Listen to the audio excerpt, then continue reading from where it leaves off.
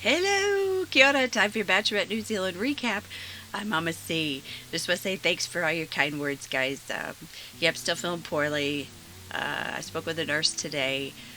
Just have to stay in quarantine and follow my protocols and all that. And I hope everybody else is out there vigilantly washing their hands and staying in your bubble. Because if we all work together, then the sooner this is all going to be done with, I hope. Yeah, so we can hope for that. So I apologize. I know no glamour at all today. We're like, no makeup. I broke my other glasses, so it's just been one of those days, right? Anyway, so let's have a little bit of a diversion and let's go on with the recap. All right, so we start off the show. We reflected on the home visits, Logan's rejection, yeah, Lysina's doubts, Lily's confusion. Who will Lily choose? Well, I mean, we already know because of the leaks, but yeah, well, so how's that going to happen? And how is Lysina going to dump Aaron? So we'll find that all out tonight. So we rejoin Lysina on the beach waiting to talk to Aaron because we all know this is how it's going to go down, right? So he joins her, they hug. He looks nervous, as he should.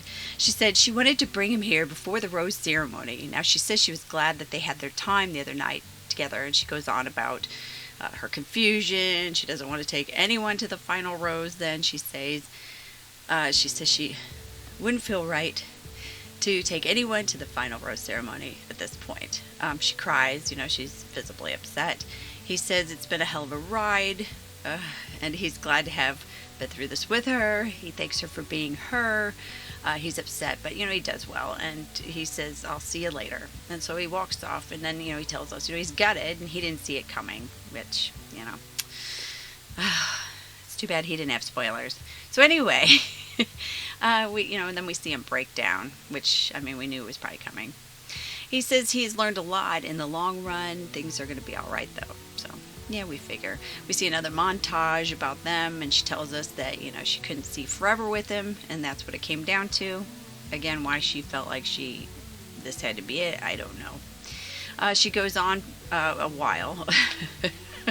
But at this point, the entire country is just like disappointed that she didn't even want to continue dating either one of them. I don't know. It was just, yeah, it was so anticlimactic. I guess that's probably why they leaked it, because it was just, yeah, it was pretty disappointing. But there you go.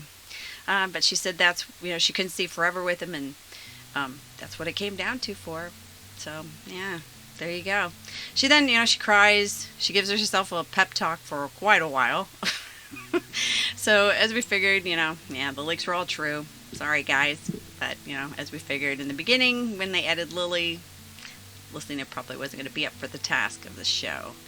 And, you could tell she lost her spark, like, some time ago, because it really showed. Yeah. So, Jesse is up next for his last date with Lily. He says he has no plans to get intimate with Lily, but I don't think he needs to worry about that because, yeah, I just don't think so. Lily is taking him for a helicopter ride to Waiheke Island. They do a vineyard tour. I think it was Mudbrick Vineyard. They drink some wine. Meanwhile, back at the house, Richie's struggling, because Jesse is with Lily. So, yeah, me too, buddy. Me too. Lily says on paper these two guys are very similar. Yeah, at this point, the whole viewership is like, yeah, girl, just wait till you watch this back. Anyway, so, but we all know Jesse is obviously not the right guy for Lily. But we have to listen to him going, he waxes poetic about Lily. They chat. Lily says if he thinks it's worth it, he needs to say it even if he's afraid of rejection. He stumbles and says he doesn't know what will happen, but he would give her his all. She asks if he would like to spend more time off the cameras in the fantasy suite. He says yes. Well, next morning, Lily says she is really hungover, so she and Jesse did some drinking in the fantasy suite, obviously. Well, it's time for Richie and Lily's final date. Yay!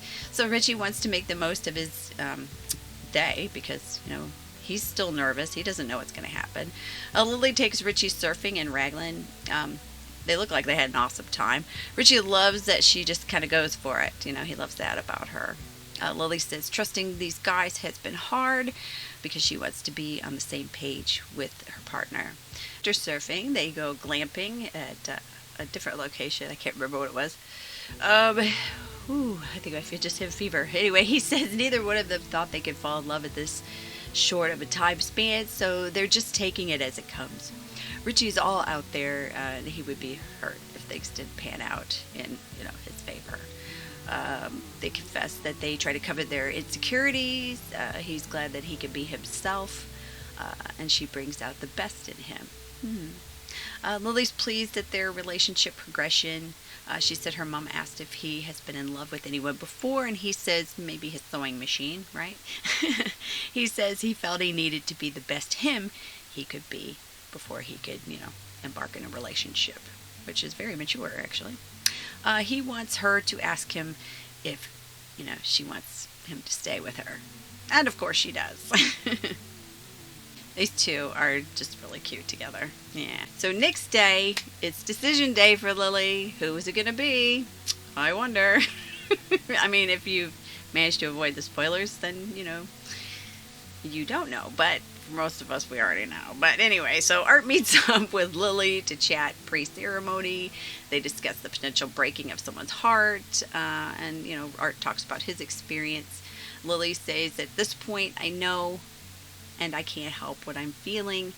I know who I want to be with. Well, we then watch Lily get dressed up. She puts on her Pasco's jewelry. We see each bloke pick a ring for Lily. Art comes out in his tux, and he tells us it's been an emotional roller coaster. Yeah, us too, mate. Us too. Lily looks stunning as usual. Art greets Jissy and Richie each before they each go to see Lily. Lily says it's all been worth it, and now she knows. So Jissy's up first. Lily is lovely. She says nice things, but then says it isn't about you, it's about us, and the direction her heart is going, it isn't us. Yeah. She says, you make me happy, and you'll make someone else happy. They hug. He doesn't seem too upset about it, or he covers it really well. He says a sort of speech that sounds really prepared. Lily feels bad, and Art comforts her. So Jesse says he knows for a fact that we'll be really good friends, but, well, not from what I saw on Instagram over the weekend, but I'm just saying. Anyway, so Richie's up next. Lily says, excuse me, you're an amazing man. I didn't think I'd find someone like you, but you've made it worth it. The ups, the downs, etc. He's made it all worth it. You're the person I want to make me breakfast every morning. Yay! He says she's amazing. He's surprised how he feels. He pulls out the ring and he says we can call this whatever we like, but he thinks of it as a token of the stage of their relationship. Yeah. And then we see a montage of them making out. She says the best part of the relationship is not knowing where it could go. So, obviously, it's just the beginning for them. So we wish them all the best. But here is the best part. We are having a reunion. Yay! Now, I believe it's tomorrow night. And I can't wait because it sounds like Lucina is going to finally get a grilling about this, just the weirdness, the questions and the cryptic ways and everything. So I'm kind of curious to see how that's going to go. Yeah, I really am. So, yay! So I will go ahead and do a recap of the reunion to let y'all know what happens there. So join us again tomorrow for the Bachelorette New Zealand reunion recap. I'm Mama C. Have a great day wherever you're quarantined.